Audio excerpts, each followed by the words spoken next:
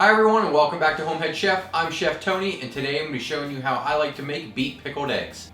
Now these are a staple here in western Pennsylvania. They go by a lot of names. They call them Amish beet pickled eggs or pink eggs. There's a lot of different recipes for them. I'm going to show you how I like to do them. They're relatively simple, so let's step up to the cutting board and see what we need.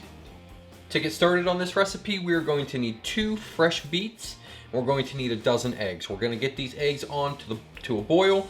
We're going to let them boil for 7 to 8 minutes until they're hard boiled. To get started with these, we want to make sure that they're clean. We trimmed them up, and we're going to get these on the stove as well. Inside a large pot, we're going to cover our beets with water. We're going to put a lid on them, and we're going to boil them and let them simmer for about 30 minutes or until they are fork tender. Now I have my beets here. They have been peeled. The best way to do that is just pull them out of the water, let them cool down a little bit, put on some gloves or a paper towel, and just rub the skin off. And before you do that, you want to make sure that you reserve 1 cup of the liquid that the beets were boiled in. We're going to give these a cut. You can slice them, you can dice them, you can quarter them, anything that you want to do, but just make sure that they are small enough to fit into the container that you're going to store your eggs into. I'm just going to give these a nice little rough cut. Now we're going to get into the pickling of the egg part. And the ingredients that we need for that is the 1 cup of our beet juice, some of our boiled beets, 1 cup of white vinegar, 1 cup of sugar, and our hard-boiled eggs. Now we're going to whisk together our vinegar, our beet juice, and our 1 cup of sugar. We still want the beet juice to be warm to help that sugar dissolve, but we're going to mix this up till that sugar is completely dissolved.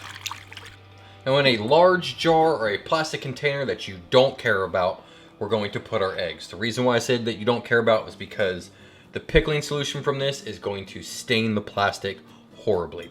I like to use a mason jar. Just going to drop our eggs in, just kind of layer it here and there.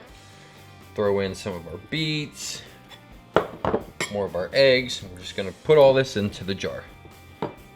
Once the mason jar is full, or your plastic container, we're going to ladle in our beet juice until they are completely covered.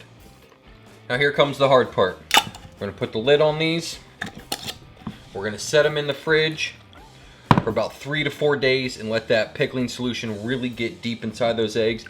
Every day or two, just want to give it a little shake, move everything around so that way all the surfaces of the eggs are getting hit.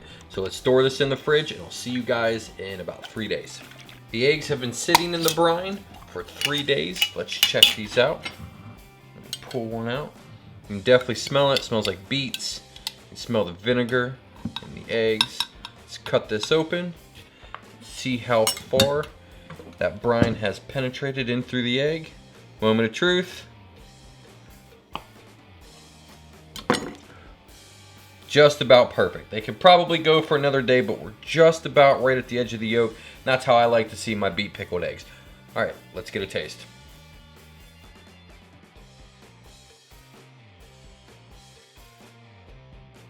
And when it comes to these beet pickled eggs, the longer they sit, the more that marinade is going to soak into them. They are an acquired taste. I am not truly a fan of these, but a lot of my family members are. That's why I wanted to share this recipe with you guys. Hope you enjoyed this video, so please hit that thumbs up button. If you're new to the channel, please subscribe. Don't forget to check out my other YouTube channel called Tagged Out. It involves the outdoors, hunting, fishing, kayaking, stuff like that. Head on over and check that out. Thanks for watching, guys. We'll see you in the next one.